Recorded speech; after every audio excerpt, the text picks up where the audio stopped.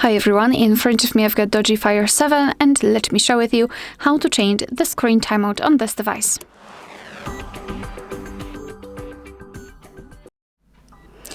So let's begin with opening the settings. And here we have to scroll and find the display. Let's tap on it.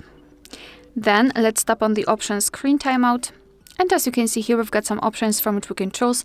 At the top, we've got relatively short options like 15 or 30 seconds. And at the bottom, almost at the bottom, the longest time option, which is 30 minutes.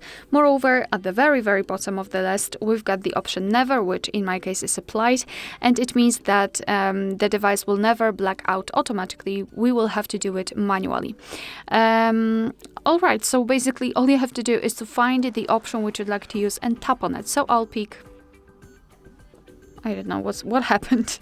So I'll pick 5 minutes, and as you can see, it is marked. And after getting back, you can see that it is also notified right here, which means that from now on, after 5 minutes of inactivity, this device will black out. Alright, so that will be all. Thank you so much for watching. Please hit the subscribe button and leave the thumbs up.